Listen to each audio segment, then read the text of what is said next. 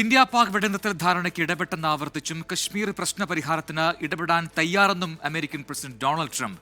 ട്രംപിന്റെ വാദം ചൂണ്ടിക്കാട്ടി പ്രധാനമന്ത്രിയോട് ചോദ്യങ്ങളുമായി കോൺഗ്രസ് രംഗത്തെത്തി. അതേസമയം ഇന്ത്യൻ ആക്രമണത്തിന് പിന്നാലെയാണ് പാകിസ്ഥാൻ സമവായത്തിന് തയ്യാറായതെന്ന് BJP അവകാശപ്പെട്ടു. ഇന്ത്യ പാക് വെടിനിർത്തൽ ധാരണ സംബന്ധിച്ച് ആദ്യം പുറംലോകമറിഞ്ഞത് അമേരിക്കൻ പ്രസിഡന്റ് ഡൊണാൾഡ് ട്രംപിന്റെ പ്രതികരണത്തിലൂടെയായിരുന്നു.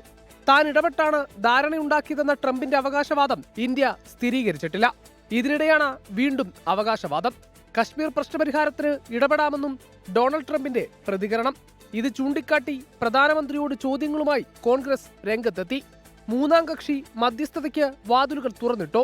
പ്രശ്നപരിഹാരത്തിന് നയതന്ത്ര മാർഗങ്ങൾ തേടുന്നുണ്ടോ? ഷിംല കരാർ ഉപേക്ഷിച്ചോ? 1971 ഇന്ത്യ പാക് യുദ്ധത്തിൽ ഇന്ദിരാഗാന്ധിയുടെ നിലപാട് ചൂണ്ടിക്കാട്ടിയാണ് കോൺഗ്രസിന്റെ ഈ ചോദ്യങ്ങൾ. എന്നാൽ 1971 യുദ്ധവുമായി ഇപ്പോഴത്തെ സാഹചര്യത്തെ താരതമ്യപ്പെടുത്താനാകില്ലെന്ന കോൺഗ്രസ് പ്രവർത്തക സമിതി അംഗം doctor Shashi Tharoor MP. Peace is necessary for us.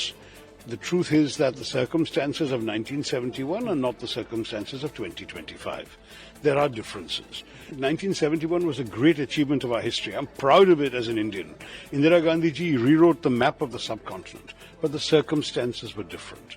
പ്രധാനമന്ത്രിയുടെ അധ്യക്ഷതയിൽ സർവകക്ഷി യോഗം വിളിക്കണമെന്നും പ്രതിപക്ഷം ആവശ്യപ്പെട്ടു. പ്രത്യേക പാർലമെന്റ് സമ്മേളനം ചേരണമെന്നാവശ്യപ്പെട്ട ലോക്സഭാ പ്രതിപക്ഷ നേതാവ് രാഹുൽ ഗാന്ധിയും AICC അധ്യക്ഷൻ മല്ലികാർജുൻ ഖർഗെയും പ്രധാനമന്ത്രി നരേന്ദ്രമോദിക്ക് കത്തയച്ചു. അതേസമയം ഇന്ത്യൻ ആക്രമണത്തിൽ വ്യോമതാവളങ്ങൾ തകർന്നതോടെയാണ് പാകിസ്ഥാൻ സമവായ നീക്കത്തിന് തയ്യാറായതെന്നാണ് BJPയുടെ അവകാശവാദം. ഇന്ത്യ തകർത്ത പാക് കേന്ദ്രങ്ങളുടെ ലിസ്റ്റ് BJP സംഘടനാ ജനറൽ സെക്രട്ടറി BL സന്തോഷ് പുറത്തുവിട്ടു. 24 ഡൽഹി.